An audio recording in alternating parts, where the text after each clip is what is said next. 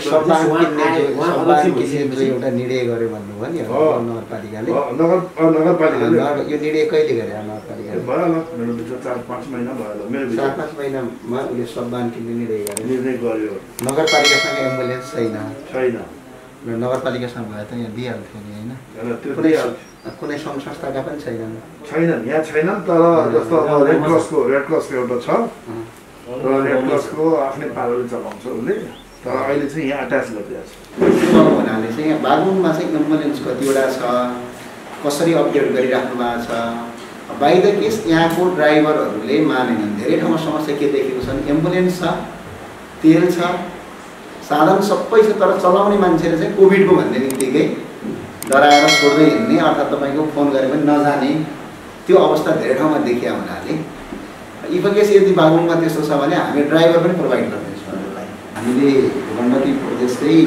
स्वास्थ्य निर्देशक हुनुहुन्छ हामीले अस्ति बस गरेका थियौँ उहाँले चाहिँ यो सबै जिम्मेवारी चाहिँ हामीले सिडिओ साहबलाई दिएका छौँ भन्नुभएको थियो कि अनि 102 नम्बर यहाँ बागलुङको छुट्टै हो कि उयो सेन्ट्रलले बागलुङको छुट्टै हो बागलुङको छुट्टै देशभरि नै 102 नम्बरमै यो हुन्छ हामीले यहीँ नै उठ्ने यतैबाट अपरेटिङ गर्नुहुन्छ हामीले चाहिँ के सहयोग गर्नु पर्ला जस्तो लाग्छ सिधै सर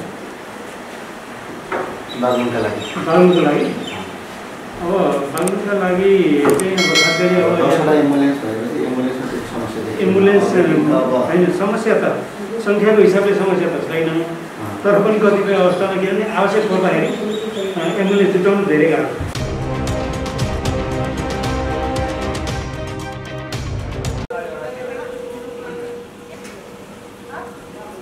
कोभिड सम्बन्धी काम गरिरहेका छौँ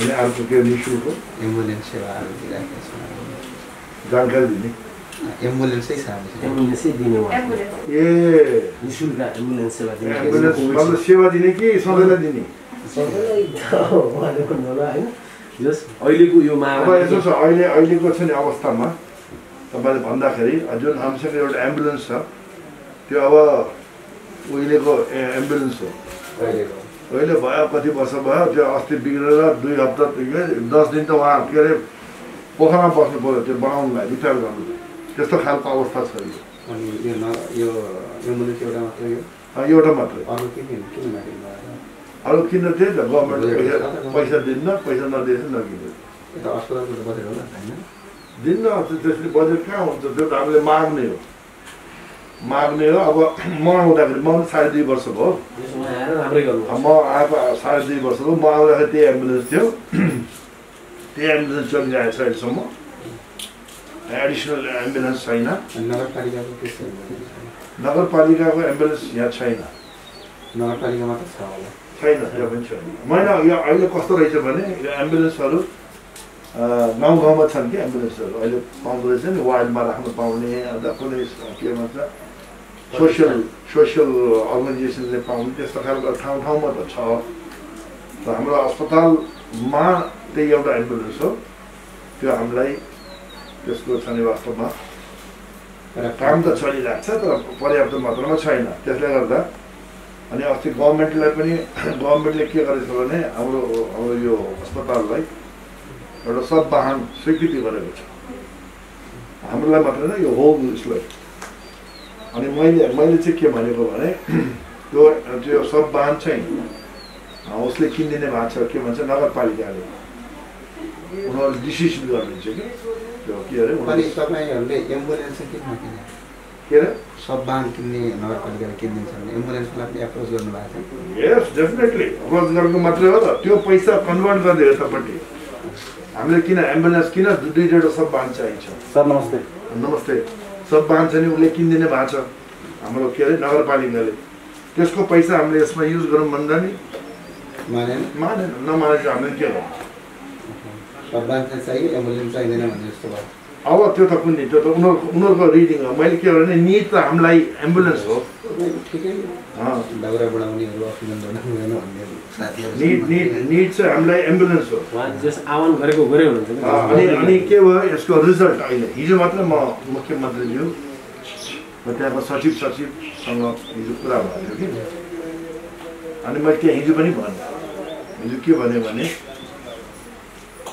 हाम्रो अस्पताल कोभिड अस्पताल हो धौलागिरीलाई यसलाई रिप्रेजेन्ट गर्छ एउटा फेरि 200 बेड्समा अपग्रेड पनि भएको छ अहिले कोभिडको कतिवटा बेड छ अहिले हामीसँग 32 सबै प्याक छ पुरै प्याक छ अनि मान्छेहरू यहाँबाट के आइसियु कतिवटा छ आइसियु 3टा छ भेन्टिलेटर त 5वटा पनि छ सबै प्याक छ है प्याक छ सब प्याक अनि मान्छेहरू यहाँबाट कहाँ प्रिफर गर्नुहुन्छ पोखरा उनीहरू त होइन यस्तो छ अब हामीले पहिला उहाँहरूले भन्छौँ हामीसँग आइसियु छैन त्यो तपाईँले छ नि तपाईँको बिरामीलाई अन्त लगाउनु पर्छ हामी त्यसरी भन्छौँ किनभने आइसियु चाहिनेहरूलाई हगि अनि उहाँहरूले कता खोज्नुहुन्छ नपाएकोले खै हामीले त्यही पाएनौँ जसरी हुन्छ तपाईँले यो एम्बुलेन्सका लागि एप्रोच गरेको कहिले हो 1 वर्ष अगाडि हो कि 1 वर्षभित्र अनि सब्बान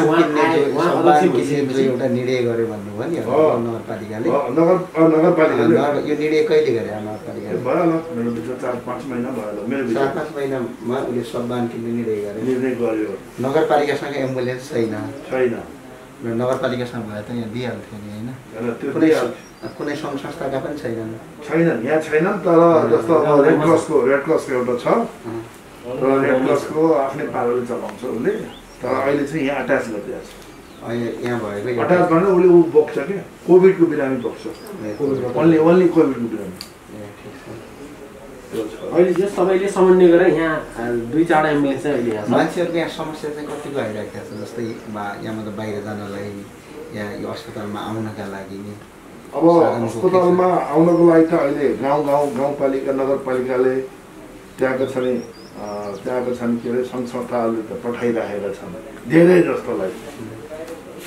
जस्तोलाई यो वा त्यो मानेमा आइरहेका छन् कोही जिपमा आएका छन् होइन आफ्नै जिपमा हायर गरेर कोही चाहिँ एम्बुलेन्समा आएका छन् त्यसरी आइरहेको अवस्था छ अहिलेसम्म हामीले यहाँ पठाउनु परेको छैन कि अस्ति तपाईँलाई हिजो उहाँ माथि बुझेर आउनुभयो विनोद बिन्दुले के भन्नुहुन्थ्यो एम्बुलेन्स छन् भन्दैछ उहाँले माथि क्षेत्रीय डाइरेक्टरलाई बुझ्नु भएछ ए पश्चिमाञ्चलको उहाँले छन् भनेर लगाइदिनु भएछ अनि मैले उहाँ त हस्पिटलमा एम्बुलेन्स छ भनेर लगाइदिनु भएछ मैले उहाँलाई छ नि अब 1920 को एम्बुलेन्स छ नि त्यहाँ लेखेको छ एम्बुलेन्स भनेर लेखेको छ सहयोग इन्डियाको झन्डा भएको छ होइन इन्डियालाई नेपालको झन्डा भएको सहयोगमा हालेको छ कि केही वर्ष यहाँ त किनभने धेरै जस्तो यहाँ इन्डियन पेन्सनरहरू छन् कि यो जिल्लामा अनि उनीहरूले छ नि त्यो एम्बेसीबाट के गरेर छ नि ल्याएको छ ठाउँमा छ कि एम्बुलेन्स तर अनकन्ट्रोल छ who is going to monitor nobody आफ्नै पारा छ आफ्नै तरिकाले चलाइरहेछन् मन लगाइ चलाएर त्यो रेड क्रसको छ नि एम्बुलेन्सको ड्राइभर 2 पटक भाग्यो 2 पटक भाग्यो सानो साँचो छोडेर भाग्यो त्यस्तो छ त्यसले गर्दा के छ भने तपाईँको तर अब डेभलप भएको छ मैले अघि भन्दै थिएँ नि म हिजो गएँ उहाँ सचिवजीहरू अनि अरू त्यहाँ प्रमुख अनि एउटा त यस्तो छ नि त एम्बुलेन्सलाई रेगुलेट गर्ने अधिकार सिडिओ कार्यालयले लगाएको छ अरे नेपाल इगण्डको सबै एम्बुलेन्सहरूलाई रेगुलेट गर्ने अथेन्टिक बडी चाहिँ सिडिओ कार्यालय सिडिओ कार्यालय हो सिडिओ कार्यालयसँग कतिवटा एम्बुलेन्स रहेछ सिडिओसँग भेटौँ न हामी उनको कुरा उनले सोध्नुहोस् तर यहाँ समस्या नै छ हैन हामीलाई त अब यहाँ समस्या धेरै छ तर उहाँ अध्यक्ष भएर आइदिनु उहाँले धेरै परिवर्तन गर्नुभयो मैले तपाईँलाई अलिकति म यो भन्दैछु कि राम्रै कुरा भन्नु पुरा भन्दै थिएँ तपाईँलाई होइन हिजो मिटिङमा के भयो भने मैले सिधै भने नेपाली बागलुङका जनताहरू अस्ट्रेलियामा गएर बिचरा कोही रोजगारीको हिसाबले बसेछन् कोही विद्यार्थीको हिसाबले त्यहाँबाट 28.5 लाख रुपियाँ कलेक्सन गरेर बागलुङको धौलागिरी अस्पतालमा हामीले एम्बुलेन्स किन्नुपर्छ भनेर मलाई सोध्यो दाइ त्यहाँ अस्पतालमा के आवश्यक छ त हामीले के गर्न सक्छौँ सहयोग भन्दा मैले क्लियरली के भने यो पिपी सिपी जहाँसुकै जसले पनि दिइरहेछ हेर भाइ दिन्छौ भने सक्छौ भने वी निड एम्बुलेन्स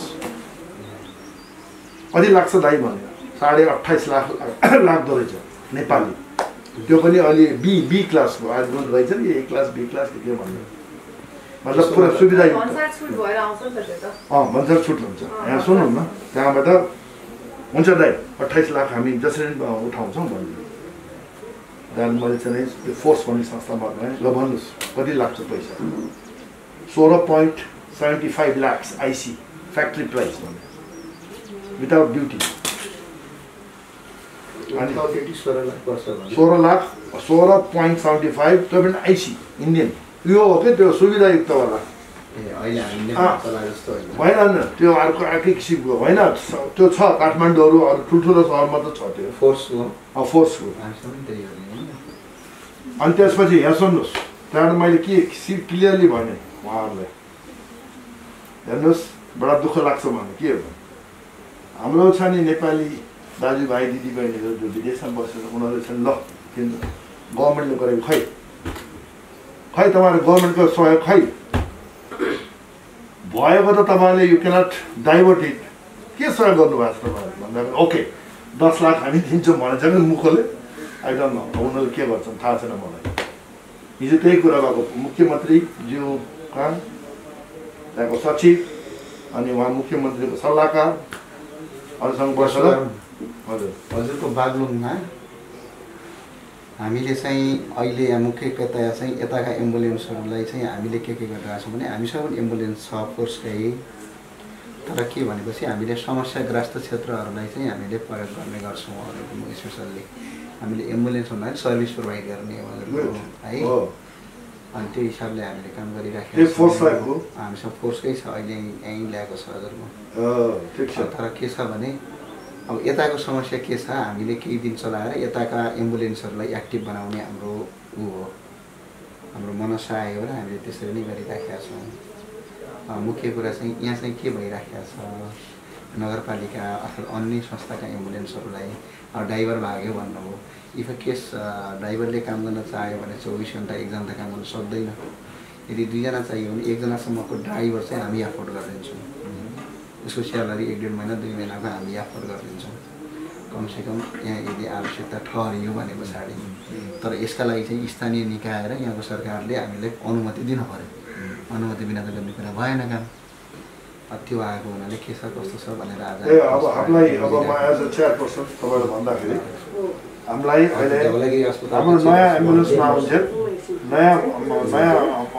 नआउन्जेल तपाईँको त्यो जुन फोर्स गाडी दिनुभयो भने वेल एन्ड गुड टेम्परेरी किन हाम्रो आफ्नै आउँदैछ तर लाग्छ अरे कि 30, 35, 40 दिन लाग्छ 30, 35, 40 दिन त हामी पहिले यहीँको नगरपालिकाको एम्बुलेन्सलाई एक्टिभ बनाउँछौँ हामी नगरपालिकाभित्रका केही एम्बुलेन्सलाई एक्टिभ बनाउँछौँ हामी सहकारी गर्छौँ त्यो ठिक छ त्यो तपाईँले जे गर्ने गर्नुहोस् होइन मैले भन्न खोजेको के छ भने तपाईँहरूले यो अस्पताललाई युज गर्न दिन सक्नुहुन्छ भने विथ ड्राइभर हाम्रो आफ्नो एम्बुलेन्समा आउन्जेल त्यो गर्नु भने एकदम हामीले किन एउटा एम्बुलेन्स हो त्यो बिग्रेर बसिरहेको छ बेला बेलामा हो कि बेला बेला अस्ति गएर यो हप्ता बस्यो पोखरामा हेल्पलेस अस्पताल छ यत्रो ठुलो अस्पताल एम्बुलेन्स छैन फोन गर्छ एम्बुलेन्स छैन त्यो गरिदिनु भयो भने त्यो एउटा नमुना पनि हुन्छ एउटा लेसन लर्निङ पनि हुन्छ यहाँको मान्छेहरूलाई हामीहरूलाई भनौँ न लेसन लर्निङ हुन्छ त्यसले गर्दाखेरि त्यो सक्नुहुन्छ भने हाम्रो लाग्ला 30, 35, 40 दिन लाग्ला हामीले अर्डर गरिसकेका छौँ हिजो मात्रै म गएर 10 लाख रुपियाँ मैले त्यो कम्पनी फोर्सलाई गएर मैले आफै गएर पैसा बुझाएर आएको छु अनि उहाँले अर्डर प्लेस गरिसक्नुभयो तर लाग्छ अरे कि 30, 35, 40 दिन कति लाग्छ भन्नुहुन्छ हामी यो विषयमा बुझ्छौँ नि त हजुरको है हामी यो विषयमा बुझ्छौँ र यताका एम्बुलेन्सहरू पनि कहाँ कहाँ छन् यसमा फाइन्ड आउट गर्छौँ त्यो सिडिओसँग एकछिन कुरा गर्नु पर्छ सिडिओसँग नम्बर छ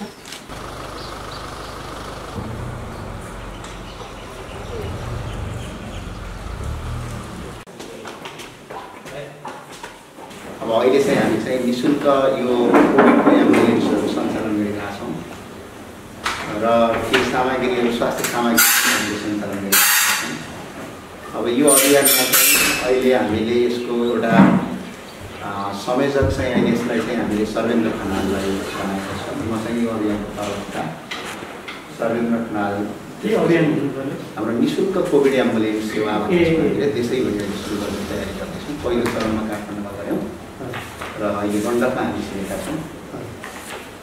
यसको संयोजक चाहिँ सर्वेन्द्र खनाल, प्रवक्ता चाहिँ म आफै ज्ञानेन्द्र साई, त्यसै गरेर यसको चाहिँ डाक्टर सुभाष घिमिरे, हाम्रो केदार घिमिरे, हाम्रो कलाकारहरू, निखिल उप्रेतीहरू, विजय लामाहरू, त्यसरी गीता बराल लगायतका हामी एउटा टिम छ।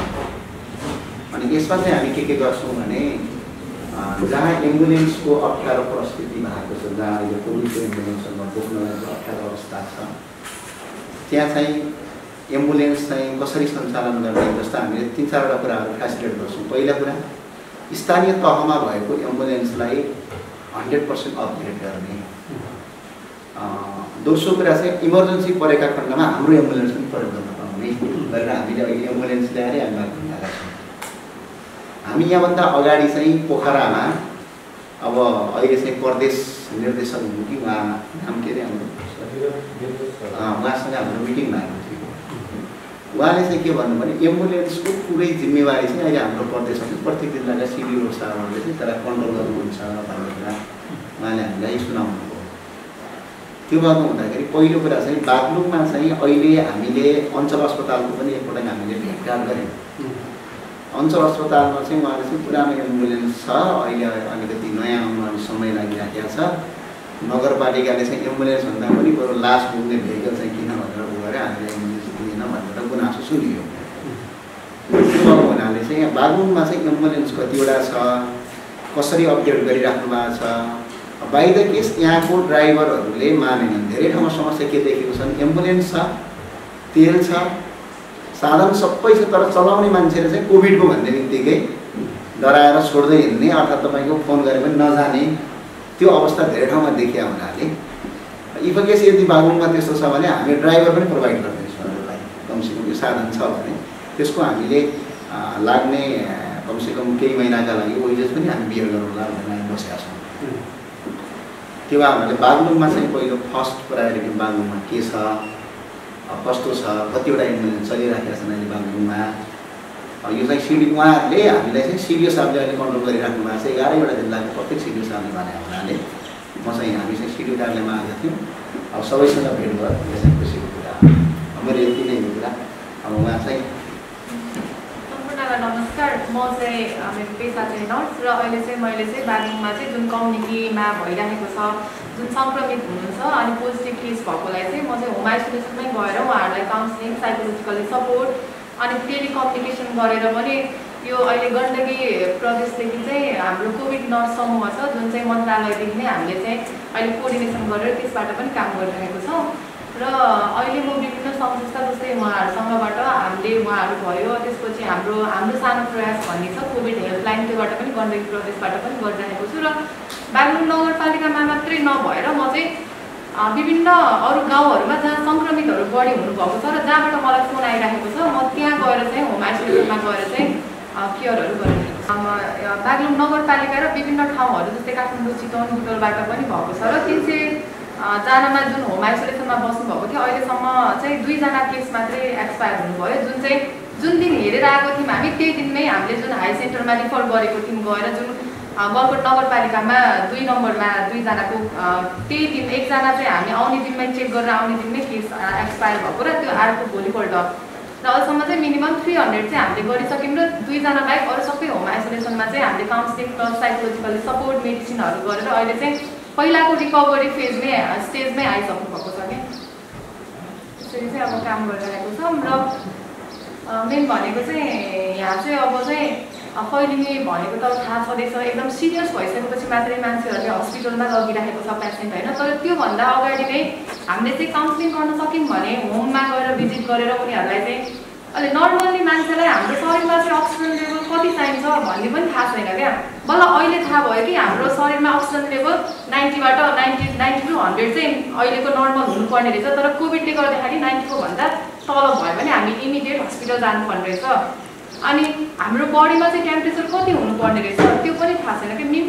मिनिमम सामान्य कुरा यो जानकारी भयो भने एउटा अवेर हो। यो भनेको अवेरनेस प्रोग्राम हो क्या, जुन चाहिँ भाइरसको अहिलेसम्म कुनै मेडिकेसन पनि भएको छैन, कुनै भ्याक्सिनेसन पनि भएको छैन।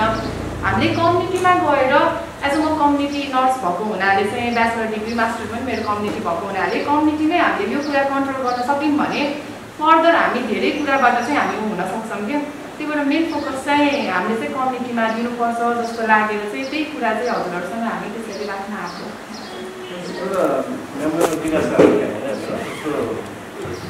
यहाँ चाहिँ घरमै गएर आइसोलेसनमा चाहिँ केयर गर्नुभएको छ केही कुराहरू चाहिँ हामीलाई अब हामी हजुर जस्तो गएको छैनौँ तर हामीलाई के थाहा छ भने अब होम आइसोलेसनमा थुप्रै बिरामीहरू हुनुहुन्छ र अलिकति ग्रामीण क्षेत्रको घरहरू चाहिँ पूर्वाधारको हिसाबले चाहिँ आइसोलेसनको लागि उपयुक्त छैन भन्ने खालको चाहिँ पनि आएको छ के प्रब्लम भएको छ जस्तो आइसोलेसनमा बस्नु पऱ्यो नि त आइसोलेसनको लागि त आवश्यक चाहिँ मापदण्ड छुट्टै रुम हुनु पऱ्यो टोइलेट बाथरुम छुट्टै हुनु पऱ्यो होइन अनि त्यसपछि स्वास्थ्यका सुरक्षाका उपायहरू छँदै छन् मास्क लगाउने सेनिटाइज गर्ने डिस्टेन्स कायम गर्ने सबै छन् यो कुरा चाहिँ के कस्तो काम भयो यस्तो छ त्यही हो मैले भने नि कम्युनिटी लेभलबाटै फैलिएको छ यो है। होम आइसोलेसनमा चाहिँ हामीले कति धेरै देख्यौँ होम आइसोलेसन अहिले खास होम आइसोलेसन चाहिँ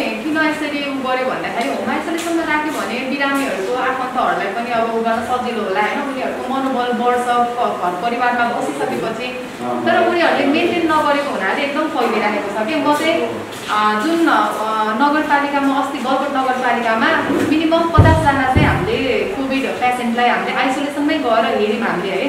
बिहान 10 बजीदेखि बेलुका 7 बजीसम्म त्यो हामीलाई भिजिट गर्नै लाग्यो कि अनि त्यहाँ चाहिँ कस्तो भन्दाखेरि कतिजनाले त त्यो अनुसार नै अब प्रोटोकल अनुसार नै मेन्टेन गरेर बस्नुभएको छ भनेपछि कतिजना चाहिँ अब दुईवटा कोठा हुन्छ अब त्यहाँ कसरी म्यानेज गरेर बस्ने त होइन त्यो पनि गाह्रो समस्या छ क्या।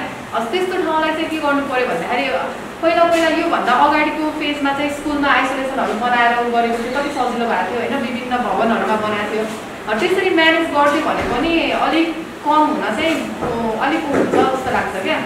अनि गर्ने त अब प्रोपरली म्यानेज अब रुमहरू अब त्यहाँ चाहिँ भएको ठाउँमा चाहिँ उ गरेको भए त राम्रो म्यानेजमेन्ट प्रोपरली भएको छ भने उ भइरहेको छ तर प्रोपर म्यानेज नभएको ठाउँमा चाहिँ गाह्रै छ क्या। त्यहाँ गाउँघरमा होम आइसोलेसन भनेछ बिचरा होम आइसोलेसनमा बसेछ अनि त्यही त भने नि होम भिजिट भनेको यही हो क्या। त्यहाँ गएर हामीले हेर्ने होइन अब प्रत्येक वार्डमा त अहिले त स्वास्थ्य उ पनि खटाएको छ नि त उहाँहरूले गएर होम आइसोलेसन हामीले भनेको छौँ पोजिटिभ देख्यो तपाईँ होम आइसोलेसनमा बस्नुहोस् भनेको छ तर होम आइसोलेसनमा बसिसकेपछि के गर्नुपर्छ त भन्ने त्यो थाहै छैन क्या उहाँहरूलाई होइन।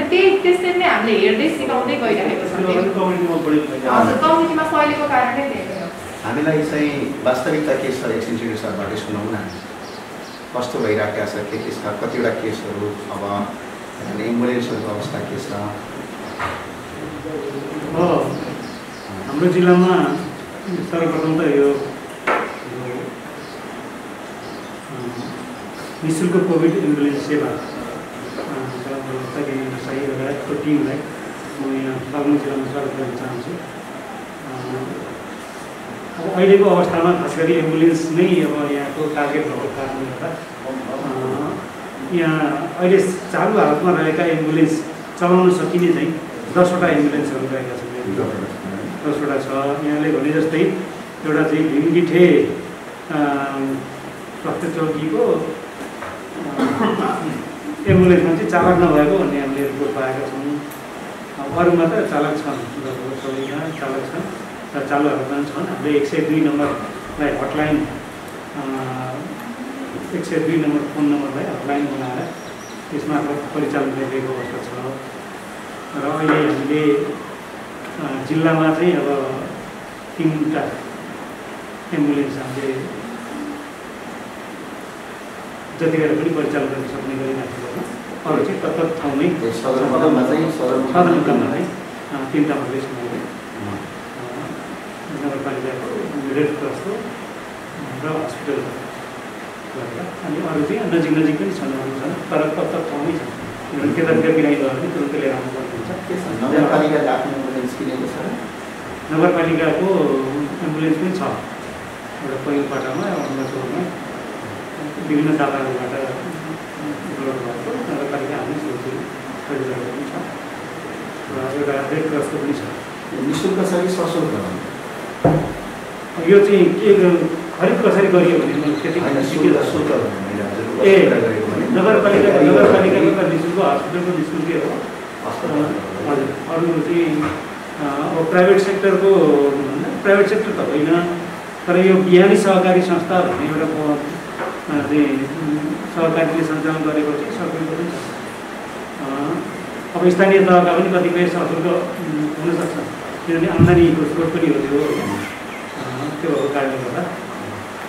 निःशुल्क चाहिँ रेड क्रसको झौलागी अस्पतालको दुईवटा चाहिँ हुनसक्छ। म त्यति डिटेल जानकारी छैन। हामी चाहिँ हजुरलाई किन कुरा सोध्दैछौँ भने सर, हामीले गण्डकी प्रदेशकै स्वास्थ्य निर्देशक हुनुहुनेछ, हामीले अस्ति बहस गरेका थियौँ। उहाँले चाहिँ यो सबै जिम्मेवारी चाहिँ हामीले सिडिओ साहबलाई दिएका छौँ भन्नुभएको थियो कि। अनि 102 नम्बर हजुर यहाँ बागलुङको छुट्टै हो कि उयो सेन्ट्रलले बागलुङको छुट्टै हो? बागलुङको छुट्टै हो। देशभरि नै 102 नम्बरमै यो छ। हामीले यहीँ नै उठ्ने यतैबाट अपरेटिङ गर्नुहुन्छ। अहिलेसम्म कोभिडबाट मान्छेको मृत्यु कतिजनाको बताउनु? अब अहिलेसम्म 34 जनाको अहिले होम आइसोलेसनमा हाम्रो 902 जना छन्। 902 जना होम आइसोलेसनमै छन्। धौलागिरी हस्पिटलमा 25 जना छन् र अरू चाहिँ विभिन्न गाउँपालिकाहरूमा पनि नगरपालिकाहरूमा पनि कोभिड अवस्था अस्पताल छन्। ती अस्पतालहरूमा पनि केही बिरामीहरू छन्। गाउँपालिकाहरूले पनि अब सञ्चालन गरेका छन् कोभिड अस्पताल 5 बेडको, कति कहीँ 10 बेडको अस्थायी कोभिड अस्पतालहरू गरेका छन्। हामीले चाहिँ के सहयोग गर्नु पर्ला जस्तो लाग्छ सुधीर सर बागलुङका लागि? बागलुङको लागि अब बागलुङका लागि चाहिँ अब खास गरी अब एम्बुलेन्स भएपछि एम्बुलेन्स होइन, समस्या त सङ्ख्याको हिसाबले समस्या त छैन, तर पनि कतिपय अवस्थामा के भने आवश्यक पर्दाखेरि एम्बुलेन्स जुटाउनु धेरै गाह्रो छ। कसैले त तपाईँले भन्नु भने कसैले चाहिँ अब ड्राइभर बिदा बसेको छ भन्ने होइन, कसैले अब म चलाउँदिनँ कोभिडको पेसेन्ट भन्ने होइन, त्यस्तो किसिमको समस्या आइरहेको छ। त्यही एकछिन म्यानेज भइरहेको यो चलाउने उहाँहरूलाई ल्याएर काउन्सिलिङ गर्नुभएको छ? काउन्सिलिङ अब यहीँ फिजिकल्ली ल्याएको छैन, तर हामीले फोन गरेर उनीहरूको त्यही स्वास्थ्य निर्देशकको काउन्सिलिङ गरेको छ। बेटर हुने थियो, कारण किन हामीले चलाउँदाखेरि पनि हाम्रो पनि सुरुमा एम्बुलेन्स चलाउँदाखेरि 2 जना थिए, 2 जना छोडेर बाइक दिए।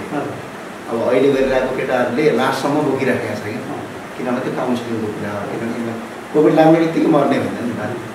हाम्रो 0.6% छ, यानि कि 1000 जना लाग्यो भने 100 जना मान्छे मर्दैन हो। बाँकी तपाईँको 994 जना मान्छे भएको छ नि त। त्यो कुरा अलिकति कन्सेप्टली यहाँ पनि रेड क्रसको ड्राइभरले त्यही कारणले गर्दा छोडेर गयो। पछि अर्को हायर गरेपछि उसले चाहिँ सञ्चालन गरिरहेको छ। पिपी सबै दिने यहाँले भनेर चाहिँ अब सबै प्रोटेक्टिभ गियर्सहरू दिएपछि रोगले सङ्क्रमण गर्दैन भन्ने सब वाहन चाहिँ आर्मीहरूले मेजर साहबहरूले चलाइराख्नु भएको छ। मेजर साहबहरूले चाहिँ सब वाहन नगरपालिकाको सहयोगमा सब वाहन चलाउने ड्राइभर चाहिँ नगरपालिकाको अनुदान स्वरूपमा नेपाल आर्मीले क्यारी अन गरिरहेको छ। नेपाल आर्मीले चाहिँ सब व्यवस्था। अब यहाँ हामीले चाहिँ आज एउटा एम्बुलेन्स पनि ल्याएका छौँ बागलुङमा, केही स्वास्थ्य सामग्री पनि ल्याएका छौँ। अब अक्सिजनको चाहिँ अलिकति मैले हजुरको यहाँको धौलागिरी अस्पतालको चेयरम्यानसँग हामी अहिले भर्खर बसेर यहाँ आएको हजुर। अक्सिजनको चाहिँ करिब हामीलाई समस्या छैन भनेरै उहाँले भन्नुभयो। अब एम्बुलेन्समा पनि हाम्रो एम्बुलेन्स यहीँ छ, खाली छ भन्नु, बाहिरबाट हामीले हेर्दाखेरि पनि खाली नै थियो। अहिले कहिले एम्बुलेन्स भन्ने कुरा कहिले खाली हुन्छ होइन, चाहिने सक्छ होइन, त्यो त अब अपर्चुनिटी चाहिने कुरा हो। हामीले चाहिँ कस्तो गरेका छौँ भने हजुरलाई एउटा म मोडेल हजुरलाई प्रस्तुत गर्छु हजुरसँग। हामीले काठमाडौँमा के गरेका छौँ भने काठमाडौँका हामीले केही स्थानीय तहका प्रमुखसँग र जो एम्बुलेन्स चलाइरहेका सञ्चालकहरूसँग चाहिँ हामीले एमओयू गरेर, जस्तै काठमाडौँको सिडी साहबहरू लगायत सबैको सरकारी निकाय अर्थात् स्थानीय जनप्रतिनिधिसँग हामीले चाहिँ के गरेका छौँ भने उहाँहरूको एम्बुलेन्स नम्बर हाम्रो सर्भिलेन्समा राखिदिन्छौँ। हाम्रा मान्छेहरू त राति नै काम गरिराखेका छन्। त्यो गरेपछि के हुन्छ भने त्यो जो एम्बुलेन्स चलाउने मेयरलाई पनि त थाहा हुँदैन नि, हजुर सिटी सरलाई पनि थाहा हुँदैन, तर काम गर्ने मान्छेले कतिखेर के गरिरहेछ भनेर त सधैँ 24 आवरै अपडेट हुन्छ भन्ने कुरा पनि होइन। अनि हामीले चाहिँ यहाँको स्थानीय एम्बुलेन्स नम्बरलाई अर्थात् त्यो काठमाडौँ स्थानीय एम्बुलेन्स नम्बरलाई हामीले हाम्रो सर्भिलेन्स लागिसके पछाडि 24 घन्टा उनीहरूलाई चलाइराखेका छौँ। अब एकजना ड्राइभरले 24 घन्टा चलाउन सक्दैन, यो प्र्याक्टिकली पनि सम्भव छैन। त्यो भएको हुनाले जहाँ हामीले ड्राइभर छैनन् त्यहाँ ड्राइभर हामीले फेसिलिट गरिरहेका छौँ, किनभने साधन र स्रोत र साधन उहाँको पनि ड्राइभर फेसिलिट गरेर पनि 24 घन्टा चलाइराख्ने, त्यो मतलब त्यो साधन चाहिँ खाली नहोस् भन्ने कन्सेप्टमा काम गरिराखेका छौँ। अब बागलुङको हकमा पनि हाम्रो पनि अब गण्डकमा चाहिँ आजबाट हाम्रो अपरेटिङ सिस्टम यहाँ लागू भएको छ। हजुरलाई सिर्फ बागलुङको मात्रै एम्बुलेन्स यहाँ प्रयोग हुँदैन, हामीले हिजो सम्झौता पनि गरेका छौँ। करिब करिब तपाईँको तनहुँको एम्बुलेन्सले बागलुङ पनि प्रयोग गर्न सक्छ। भोलि कोही बिरामी यो हाम्रो पोखरामा हामीले आज राखेका छौँ, पोखरामा हामीले स्थापना गरेका छौँ। हामीले त सर्भिस नम्बर पनि हामी आज तपाईँलाई उपलब्ध पनि गराइदिन्छौँ, किनभने 109वटा एम्बुलेन्स छ गण्डकमा भनेर हामीलाई जानकारी आएको छ र सबैको नम्बर पनि उहाँहरूले दिनुभएको थियो। यो सबैलाई हामीले के हेर्नु जस्तो यताको एम्बुलेन्स यदि बिजी भएको खण्डमा नजिकै अर्को जिल्लाको प्रयोग गर्ने, अर्थात् एउटा तहको गएर चाहिँ अर्कोको प्रयोग गर्ने, सर्भिसलाई छिटो फास्ट गर्ने भनेर हामीले गरिराखेका छौँ। अब यता चाहिँ आज चाहिँ तत्काल आज पनि कुनै मान्छेलाई अप्ठ्यारो गाह्रो परेको छ भनेपछि आज पनि हामीले अहिले पनि हजुरकै गाडीले अगाडि हाम्रो एम्बुलेन्स खाली छ होइन। यतातिर भएको बेला कसैलाई पोखरा पुर्याइदिनुपर्छ अर्थात् तपाईँ यहाँ अस्पतालबाट डिस्चार्ज गरिदिनुपर्छ भनेपछि हामीले एम्बुलेन्स पनि प्रयोग गरेका छौँ। अनि स्वास्थ्य सामग्री पनि केही हामीले उपलब्ध ल्याएका छौँ। तर हाम्रो चाहिँ उद्देश्य के हो भने जसलाई आवश्यक छ उनीहरूलाई मात्र पुग्योस्, आवश्यकता भन्न लागेको मान्छे नपुग्योस्। फेरि एम्बुलेन्स चाहिँ जोसँग सवारी साधन छ, जसो सजिलैसँग सवारी साधन प्रयोग गर्न सक्छ उनीहरूका लागि चाहिँ यो एम्बुलेन्स प्रयोग नगरौँ भनेर गरिराखेका छौँ। अब यहाँ बागलुङको पनि हामीलाई हजुरको एम्बुलेन्स नम्बरहरू यदि हामीलाई हजुरले प्रोभाइड गरिदिनु भयो, एम्बुलेन्स नम्बरको ड्राइभरहरूको नम्बर प्रोभाइड गरिदिनु भयो भने हामी अझै यसलाई सहज तरिकाले दिन्छौँ। अझै बागलुङमा हजुरको अहिले जो ड्राइभरको यदि समस्या छ भने र कोही एकजना व्यक्ति कोही चलाउने छ नत्र भने चाहिँ हामी त्यो फाइनेन्स एफर्ट पनि हामी ड्राइभरलाई गर्छौँ। केही सुविधा आयो अब हामीले अहिले यति नै गर्न सक्ने अवस्था हामीले सुविधा चाहिँ धेरै कम छ। जिल्ला पुलिस कार्यालय नै एकजना अहिले तत्काललाई चाहिँ गभर्मेन्ट पनि छ, आन्तरिक आइसोलेसनमा राखिरहेको छ। बिचमा हाम्रो समस्या चाहिँ ग्यासको भएको मान्छेलाई भएको छ, त्यो त क्लियर हुँदै जान्छ। अब एउटा मात्रै बाँकी छ अनलाइनलाई चाहिँ मान्छे कोही चाहिँ हुनै भएन, किनभने बडा गाह्रो भनेको चाहिँ यति हो सर हाम्रो कुरा, अरू केही पनि छैन। स्वास्थ्य सामग्रीहरू हामीले पिपीहरू सेनिटाइजरहरू मास्कहरू अब के औषधि त अब हामीले भ्याक्सिन त हामीलाई पनि किन्न दिएको छैन कि सरकारले, स्थानीय तहलाई त किन्न दिएको छैन, हामीलाई दिनु पुरै भएन होइन। अनि त्यो सामग्रीहरू केही चाहिँ हामीले ल्याएका छौँ, जो स्पेसल्ली हामीले होम आइसोलेसनलाई, जसले होम आइसोलेसनमा जोसँग साधन छैन, जोसँग सामान छैन र अनि अब फ्रन्ट लाइनरलाई मेन कुरा भनेको अगाडि जसले यो सर्भिस प्रोभाइड गरिरहेका छन् उनीहरूलाई चाहिँ हामीले गराउनु। यहाँ कार्यक्रम चाहिँ के हो, कुन कुन गाउँपालिका यहाँ हाम्रो उहाँहरू हुनुहुन्छ। हामी चाहिँ मुख्यतया चाहिँ हामी गलकोट जान सक्छौँ, गलकोट र आज चाहिँ सामान आज पनि आउँदैछ। स्वर्गभूमि फाउन्डेसन भन्ने छ, उहाँहरूले चाहिँ सिलिन्डरहरू, अक्सिजन सिलिन्डरहरू अनि मेडिसिनहरू काठमाडौँबाट आज पठाउँदै हुनुहुन्छ, बेलुकासम्म आइपुग्छ। र तमानखोला गाउँपालिकाको 3 र 4मा चाहिँ हामीले त्यहाँ गएर चाहिँ हामीले त्यो किट पनि लगेर जाँदैछौँ होइन। अनि एन्टिजेन किट लगेर धेरैजना सिम्टोमेटिक पेसेन्ट त्यहाँ हुनुहुन्छ भनेर खबर आइसकेपछि त्यहीँकै मान्छेहरूले मलाई धेरै फोन गर्न लाग्नुभयो, किन भनेपछि अहिले यो स्वास्थ्य यो हेल्थ पोस्टहरूमा अब नेपाल सरकारले नै प्रोभाइड गरेको छैन कि भिटामिन सीहरू मेन, अनि त्यसपछि मल्टिभिटामिन्सहरू। अनि त्यो सहित हामी चाहिँ हाम्रो डक्टरको टिम सहित हामी भोलि बिहानै जाँदैछौँ। त्यहाँ गएर हामीले 3 दिनसम्म त्यहाँ चाहिँ अब त्यहीँ हेरेर सिम्टोमेटिक केसहरू हेरेर रेकर्ड गर्ने स्क्रिनिङ हो मेन भनेको फर्स्टमा। त्यो स्क्रिनिङ गरिसकेपछि अब कस्तो आउँछ त्यहाँ डाटा, अनि त्यही अनुसारको हामीले चाहिँ रेकर्ड गरिदिन्छौँ कि। अनि कस्तो देखियो भनेपछि 6-7 दिनसम्म चाहिँ ज्वरो आएर घरमै एकदम बस्नुभएको, अनि एउटा कम्युनिटीमा पनि भन्न डराउने अवस्था होइन।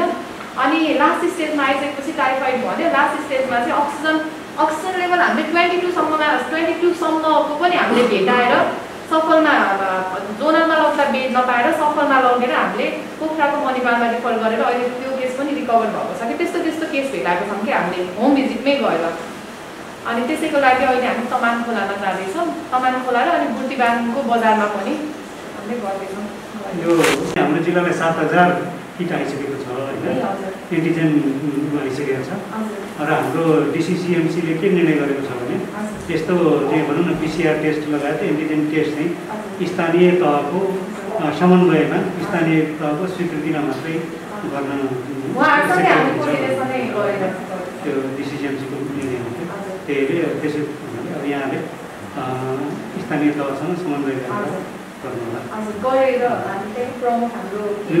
एक किसिमको वान डोर पोलिसी पनि हुनु पऱ्यो। अब यो त यहाँहरू चाहिँ अब लगभग पहिलो नै हुनुको जस्तो मलाई लाग्छ। यो सामग्रीहरू ल्याउनु योभन्दा अगाडि पनि छिटफुट आइरहेका छन् होइन, तथापि अब सङ्गठित रूपले आएको चाहिँ पहिलो हो। सम्भवतः हामी भोलि एउटा निर्णय पनि गर्छौँ होला त्यसरी आउने सहरहरूलाई एउटा one door policy one door सिस्टमबाट जिल्लामा लैजाने। अब हजुरले हामीले चाहिँ सहयोग के गरिदिनु पर्यो भने हामी बागलुङको त्यही एरिया हजुरलाई भनिहाल्यौँ, हामी त्यहाँ जान्छौँ र हाम्रो एम्बुलेन्स चाहिँ बागलुङमै रहन्छ त्यही। र यताबाट अहिले तत्कालका लागि सर्भिस र अर्को ड्राइभरको यदि सर्भिस छ भने कहाँ खाली छ र कहाँ हामीले प्लेसमेन्ट गर्न सक्छौँ र कन्टिन्यू चलाउँ। यतिखेरको समय भनेको हामी सबै निकायहरू मिलेर जसरी पनि नागरिकलाई बचाउनु हो। यो समय भनेको आन्तरिक विवाद गर्ने समय त होइन। त्यो भएर हुनाले त्यो गर्न भन्नाले हामीलाई चाहिँ त्यो क्षेत्रमा अब सर पनि हुनुहुन्छ, मेरो चाहिँ अलिकति अनसिक्युरिटी हुन्छ तपाईँलाई थाहा छँदैछ। त्यो पनि हजुरहरूले के व्यवस्था गरिदिनुहोस्। हुनुपर्ने या घर पुर्याइदिनुपर्ने आउने बित्तिकै छ। हाम्रो नम्बर हामी यहाँ राखिदिन्छौँ, हजुरहरूले प्रयोग गर्न सक्नुहुन्छ। हामीले निःशुल्क लिन्छौँ। हाम्रो सबै मापदण्ड अपनाएको छ र एम्बुलेन्समा कोही ठाउँको अक्सिजन हुन्छ, कोही अपर्जन अक्सिजन आवश्यक परेका मान्छेलाई पनि हामी प्रदान गर्छौँ। अब भोलि चाहिँ हाम्रो कार्यक्रम त्यही। अब सिडिओ साहबलाई मैले आग्रह गर्ने भनेको यहाँ स्थानीय ठाउँ भइसके पछाडि एउटा हजुरलाई भेट्ने र अभियानको समस्याको हामी के एस्टिमेट दिन सक्छौँ। अर्को अब व्यक्तिगत रूपमा भन्ने हो भने पनि अघि पनि सरले भनिहाल्यो, सुरक्षाको पनि व्यवस्था मिलाइदिनु पऱ्यो। हामीलाई कुनै अरू केही त आवश्यकता पर्दैन, जस्तो हाम्रो अपडेट चाहिँ हुनु पऱ्यो। हामी गलकोट र बुर्तिबाङ जान्छौँ भोलि बिहान हिँड्छौँ हामी। अनि त्यो बाटो हुनाले अब अरू थप के आवश्यक पऱ्यो भने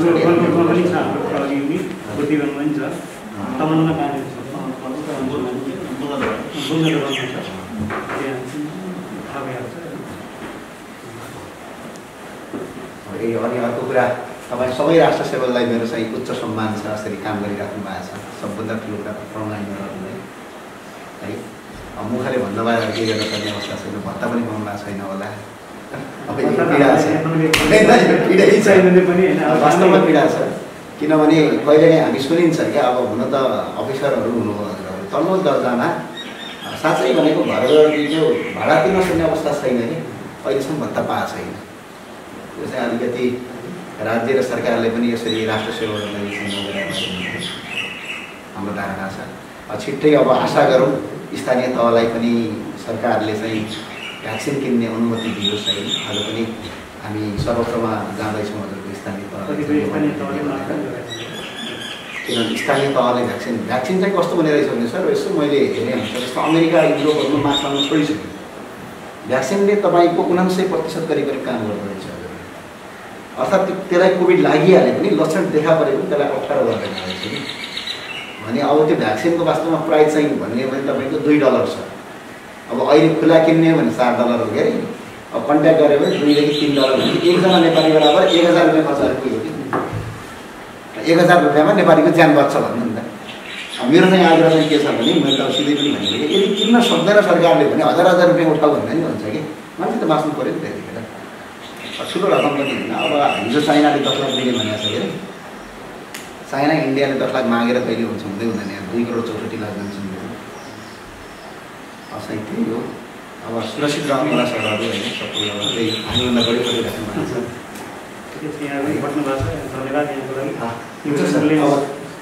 एम्बुलेन्स नम्बर दिदी मलाई नम्बर प्रोभाइड गरिदिउँ त। पक्कै पनि यहाँका जनताले सेवा पाउँदैछन्।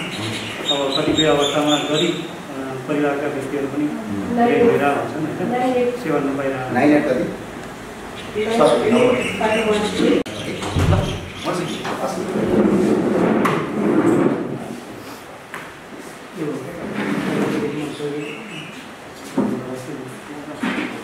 यो चाहिँ हाम्रो फर्स्ट एड किट हो, जुन चाहिँ प्राइमरी हेल्थ केयरमा पर्छ र यसको चाहिँ स्लोगन छ हरेक घर फर्स्ट एड बक्स।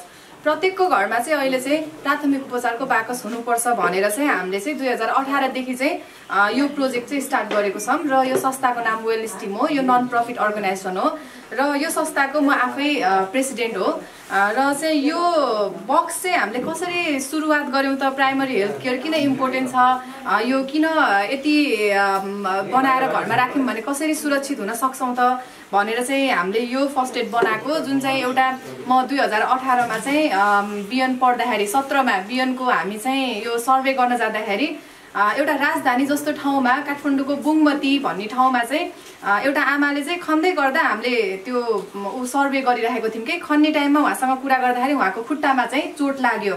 अनि चोट लागिसकेपछि उहाँले चाहिँ हेरिरहेको थिएँ, मेरो साथी उठ्यो, म पनि उठेर त्यहाँ जाँदाखेरि हामीलाई खुट्टा छुन दिनु भएन। त्यसपछि उहाँले हतार हतार माटो लगाउनु भयो क्या खुट्टामा। अनि मैले यसो सोचेँ है, अनि उहाँले सानो त्यो आफ्नो उ गरेको कपडा पनि बाँध्नु भयो। अनि राजधानी जस्तो ठाउँमा, एउटा नेपालको काठमाडौँ जस्तो ठाउँमा त्यहाँबाट काठमाडौँ आउनु त्यहाँ जम्मा 2-3 किलोमिटर होला, त्यही पनि नजिकै पनि त स्वास्थ्य चौकीहरू छ, क्लिनिकहरू छ होइन। त्यहाँ जस्तो ठाउँमा त अब एउटा प्राथमिक उपचारको बारेमा थाहा छैन भनेपछि हाम्रो म त जन्मेको त बागलुङको पनि अझ दुर्गम ठाउँहरू छ नि त, कस्तो होला त त्यहाँ त। जस्तै अहिले रिसेन्टली यो कोरोना भाइरसको हामीले देखिरहेको छौँ, यो न कुनै भ्याक्सिनेसन आएको छ नेपालमा, न कुनै मेडिसिन। त्यसको लागि भनेको मेन भनेको अहिले अवेरनेस प्रोग्राम रहेछ भन्ने हामीले बुझ्यौँ नि त। त्यसको लागि मैले 2018 देखि यो बोकेर 2018 देखि मैले यो बोकेर हिँडेको छु क्या। यहाँ चाहिँ विभिन्न खाले चाहिँ फर्स्ट एडमा ट्रिटमेन्ट, इमिडिएट चोटपटक लागिहाल्यो भने इमिडिएट ज्वरो आएर राति अब कतिजना त स्वास्थ्य चौकी त 10 to 4 मात्रै हुन्छ, 10 to 5 हुन्छ होइन। अनि त्यसपछि त ज्वरो आयो भने के गर्ने त होइन, स्वास्थ्य चौकीको स्टाफहरू पनि टाढा टाढा घरमा हुन्छ र एउटा स्वास्थ्य चौकी, एउटा वडामा एउटा स्वास्थ्य चौकी छ, 3 घन्टा लाएर सिटामोल दिन आउनुपर्छ क्या। भनेपछि त्यो नागरिकको प्रत्येक घरमा एउटा स्वास्थ्यको एउटा प्राइमरी हेल्थ केयर एउटा बक्स भयो भने होइन। यसमा चाहिँ हामीसँग चाहिँ 17-18 वटा आइटम्स छ, जुन चाहिँ हामीले यहाँ बनाएको पनि छ ब्रोसर यसरी, जुन चाहिँ हामीसँग चाहिँ प्यारासिटामोल, निको प्यारासिटामोल हुन्छ। यो कुनै पनि डक्टरसँग हामीले प्रिस्क्राइब गर्नु पर्दैन क्या, यो त मान्छेले टाउकोदेखि पनि सिटामोल लिएर खाने छ नि त। तर खाने मात्रै होइन कि यसको बारेमा इन्फर्मेसन पनि लिनु पर्यो, डेट एक्सपायरदेखि कुन टाइम खानुपर्छ, किन खाने, हामी त्यो सबै हामीले इन्फर्मेसन गर्छौँ क्या। यहाँ चाहिँ हामीसँग 17-18 वटा आइटम्स छ, जस्तै सिटामोल भयो, अनि मेट्रोनिडाजोल भयो, अनि त्यसपछि डेबोमिन भयो बान्ताको लागि होइन, अनि पेन्टोप्राजोल भयो, अनि बेटाडिन भयो, जुन चाहिँ काट्यो भने हामीले त्यो सफा गर्ने, घाउ सफा गर्ने हामीसँग छ बेटाडिन यसरी छ होइन।